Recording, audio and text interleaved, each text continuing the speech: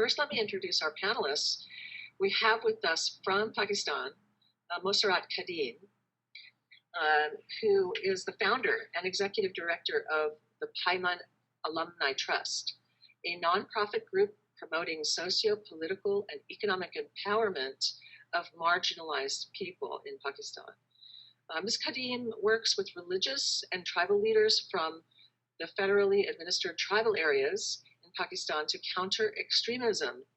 She founded Payman Alumni Trust, a nonprofit group promoting socio-political and economic empowerment for people, providing a counter-narrative to the extremist rhetoric, including the use of the Quran, with the goal of both de-radicalization and the prevention of this new wave of violent extremism. With Payman, she established the country's first Center for Conflict Transformation and Peace Building, and we're so happy to have you, Mossarat, joining us today. We also have with us Sanam Naraghi-Anderlini, who is the co-founder of the International Civil Society Action Network. Many of you have seen her on our previous panels here. We are a big fan of Sanam's and ICANN's work, so we keep partnering with you, which is such a wonderful benefit for us as well. Between 2005 and 2014, Sanam was a research associate and senior fellow at the MIT Center for International Studies. And in 2011, she was the first senior expert on gender and inclusion on the UN's mediation standby team. For nearly 2 decades, Sanam has been a leading international advocate, researcher and trainer, and writer on conflict prevention and peace building. And in 2000, she was among the civil society drafters of UN Security Council Resolution 1325 on women, peace, and security, which mandates that women be included in peace processes.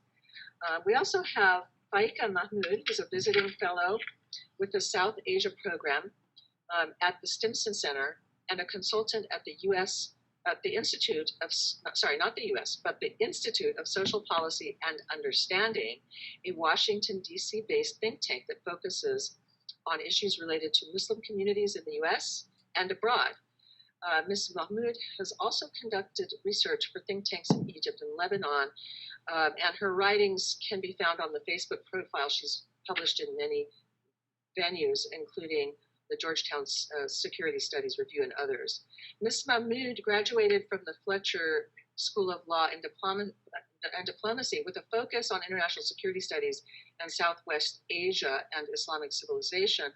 And pertinent to today's discussion, Faiqa's master's thesis is titled The Efficacy of U.S. Drone Warfare in Pakistan, the Long View. So we have a distinguished panel of women peacemakers with us today and experts. For us, I think for the people of Peshawar, that day was what you call doomsday. I think nothing can be worse than that day that we actually saw, witnessed, and lived through on 16th of December. And if that had not opened the eyes of the people at all levels, then I would call myself a person belonging to a dead nation. Thanks God.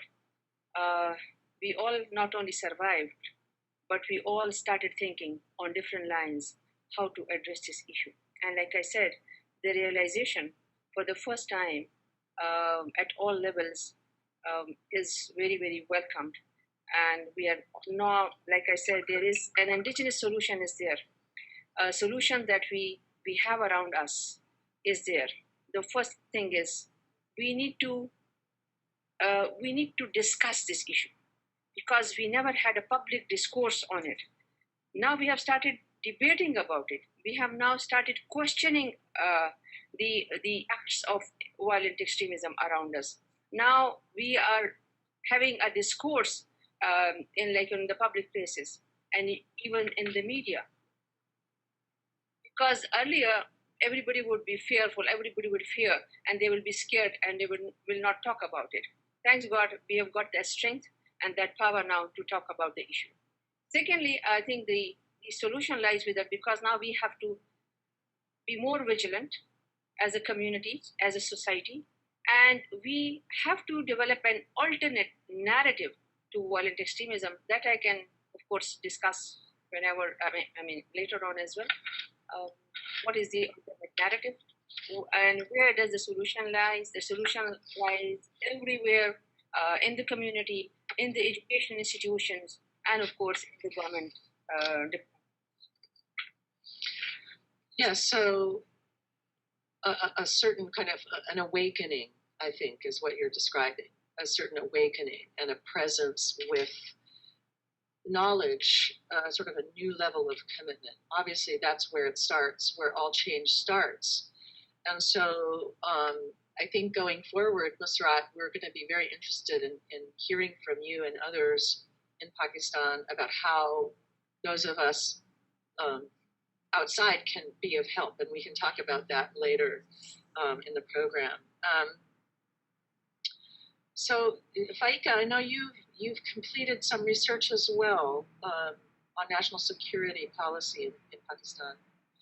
Can you, with this conversation in mind, can you talk to us about the perspectives that you've been able to find regarding counterterrorism efforts, and particular on drone strikes? What have you found about how this shapes public attitudes? And I'd like to hear as well about Mossarat about this idea, about this fact as well, and the reaction to U.S. military approaches there. But Faiqa, can you talk to us about your own research? Yeah, sure. So my research was focusing on specifically U.S. drone strikes, but even before we get into it, it's important to recognize that the idea of Pakistani public reaction to the U.S. policy is extremely controversial, and it kind of goes to the heart of the matter. To this day, there's even within the U.S. there's a huge debate on where is the Pakistani opinion on this.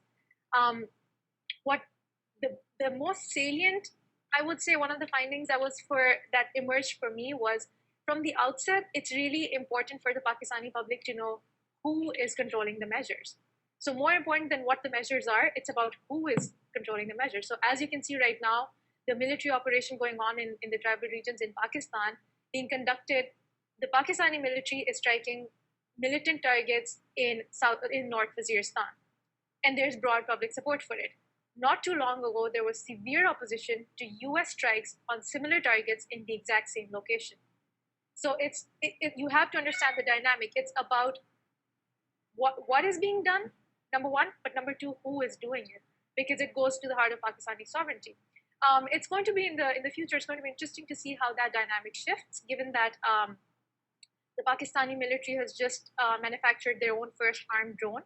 And it's a possibility that in the near future, Pakistan itself would be deploying drones. So it's going to be interesting to see how the dynamic shifts.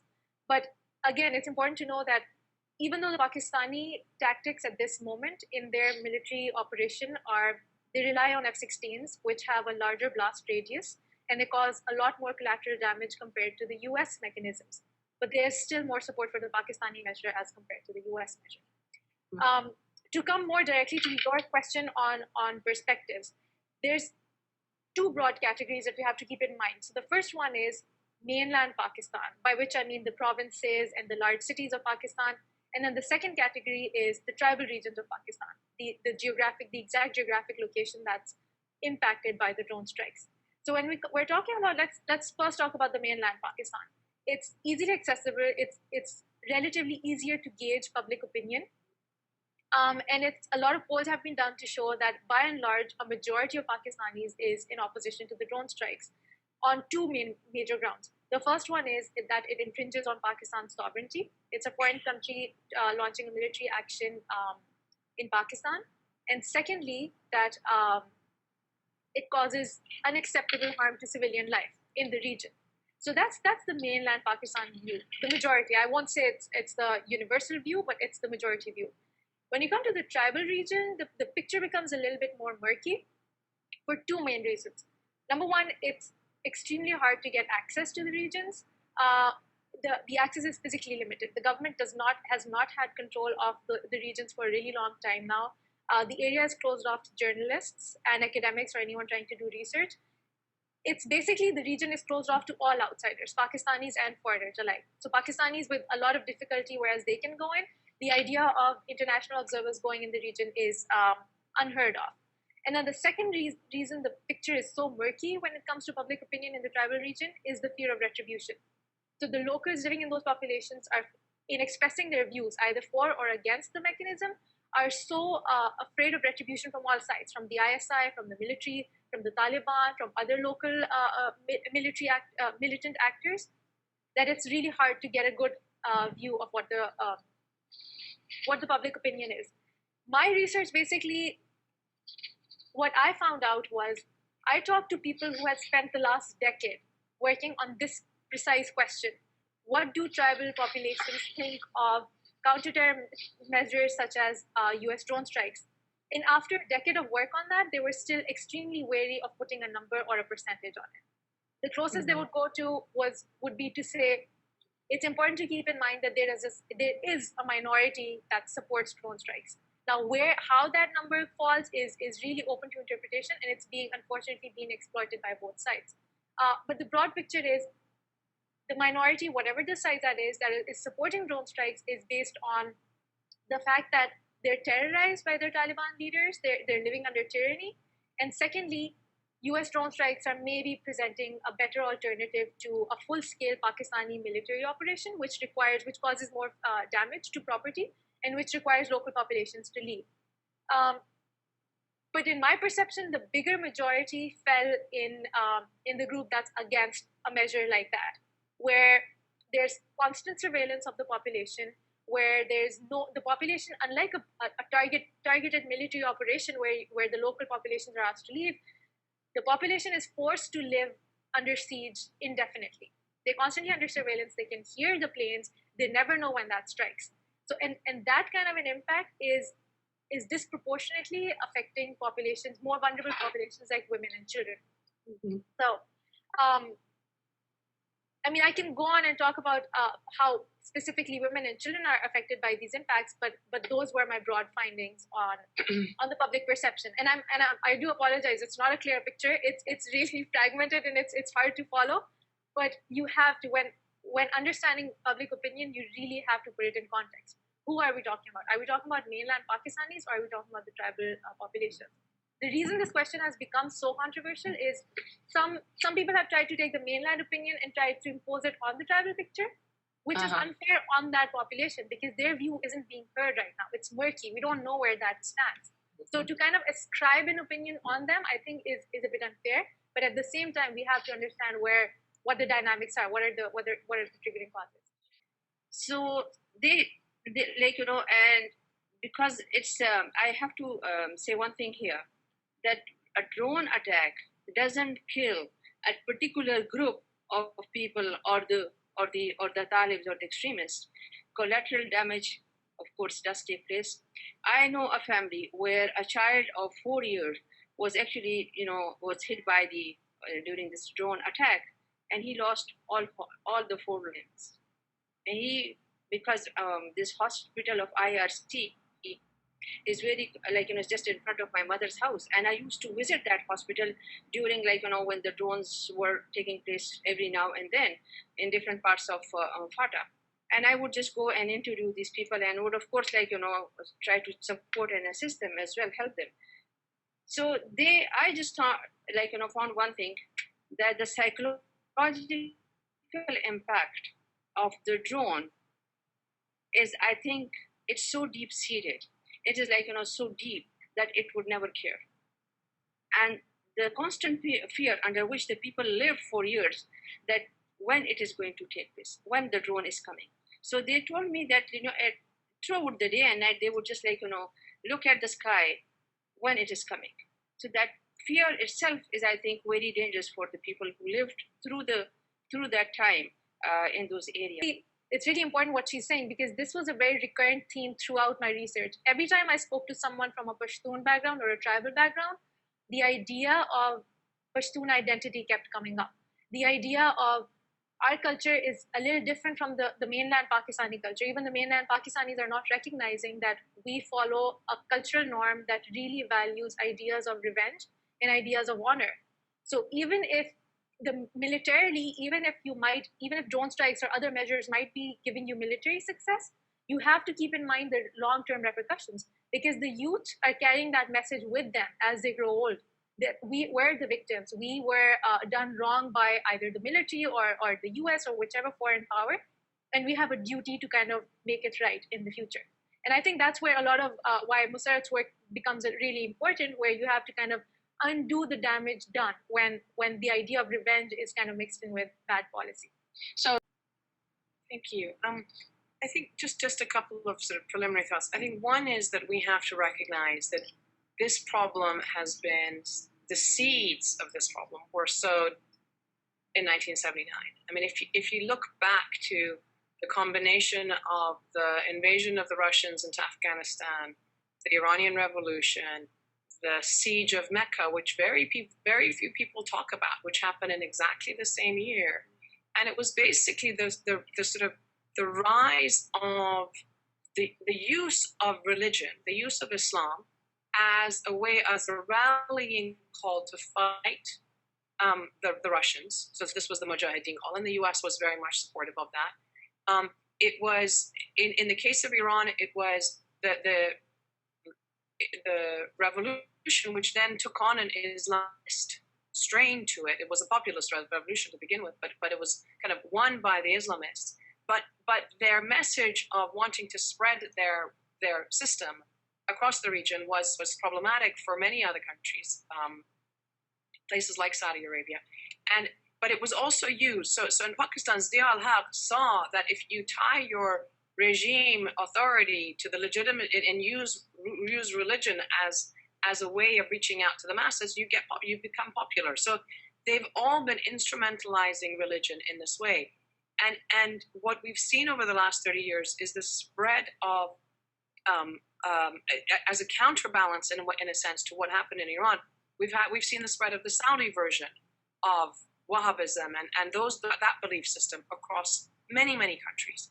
And it's become entrenched. It's become mainstream. That version or that understanding of Islam has become. It didn't exist in Pakistan before that. It was Mossarat can tell you, it was much more syncretic. There was a lot more tolerance and diversity, and now it's become much more extreme. We're seeing this spreading everywhere now, whether Middle East, North Africa, West Africa, East Africa, across Asia. These kinds of things have been spreading, and it's been a very deliberate tactic that's been going on. Now you merge, and then you have a 9/11 is a product of all that process as well. Now the issue is that since 9/11, what have we done? And you and I have a colleague who says very openly, at 9/11 there were 5,000 Al-Qaeda members, and that was it. Now you have Al-Qaeda and ISIS and Boko Haram and Al-Shabaab, and just earlier this week in Central African Republic, one of the militias announced their affiliation to Al-Qaeda. So something is going on in terms of the spread of this phenomenon, and we need to look at the underlying drivers, and amongst them there is economic issues. It is tapping into young people who have either no sense of they have very thwarted expectations. That on the one hand they want a certain lifestyle, and they've been told this is what it means to be a man, to be a provider, etc. They can't provide that. And they're seeing a lot of deep inequality, right? So it's not just poverty; it's actually rising sort of relative deprivation. So you get a thin slice of very rich people, and then a mass of people who really don't have the opportunities. That's one of the factors. Exclusion is one of the factors. Heavy-handed police and government actions are all contributors to these issues. So this is stuff that we're seeing in many parts of the world. And then we have to bring it back to the U.S. as well. I mean, when Faiqa was talking about the culture of revenge that we see it, talk about a culture of revenge here. Since 9/11, look at the way the U.S. has given itself the right to go out and bomb and blast whoever and wherever it wishes, because of what happened at 9/11. So the culture of revenge, if you want, is something that is also very, very deep here. But the problem is that I don't mean to sound kind of crass, but it's literally like saying the cat in the hat comes back. We have one mess, and instead of trying to clean it up properly and really dealing with it at its roots and looking at it from a political and social and economic factor, as Mossarat was talking about. It's been, the US its military, overwhelmingly military responses. They do have, a smidgen of development or whatever assistance, but when you look at the money that's spent and when you look at how priorities are made, the military response is persistently dominant, and it's creating huge problems for us. So he started telling the story how he became radicalized, how he actually agreed. He had actually had 13 years in college. 13 years of education. So he was in the third year of college when he joined one of the groups. And he started making the jackets after, of course, earning a sort of trust of those people. He spent 2 years with them, and he used to make, his mother and 2 sisters used to stitch jackets, and he would put in the explosives. So definitely, it was very alarming for us that it is not this one boy who has actually, who is doing all this very harmful task, but it's the whole family involved in this. So we started talking to him, and it took us some months to finally, convince him and transform him and rehabilitate him. But then one day, after 6 months, when he was finally settled and rehabilitated, he called us and he said, "My mother and sisters are very furious now with me, and they said that you have left the path of Allah, and you have actually, this madam of yours is infidel because, she's taken you to the wrong path, to the wrong way of life." And he said, can you help me? And I said, sure, we definitely would like to help you, and I would like to come over to your house. And his house is, of course, quite far from where I live. So we went there. And I spent 2 hours with them, and the woman was literally cursing me on my face. So I had to, discuss this with him, with her, that where in the Quran it is written that you can go and prepare this sort of stuff and kill others. And she said, no, but this is jihad. So she was convinced that what Shiva is doing is actually, not only for her own sake, but for her own family, and they will all go to heaven.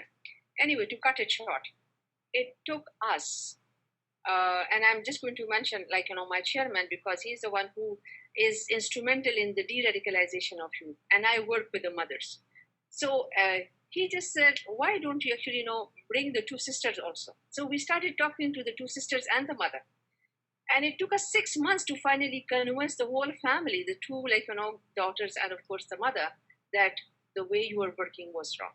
And today they are our best peacemakers, and I think our supporters in that area. And because of them, you could approach many of the radicalized families in the area. Yeah, just 2 thoughts. It's on the one hand, it's very similar, but it's actually even more profound, because they're also being told that if you do this, you and your entire family go to heaven. Right? It's 7 generations of your family go to heaven. So it's, I think in Catholicism they have something like this, that if you do certain things, you can get forgiveness for you and your ancestors and your descent.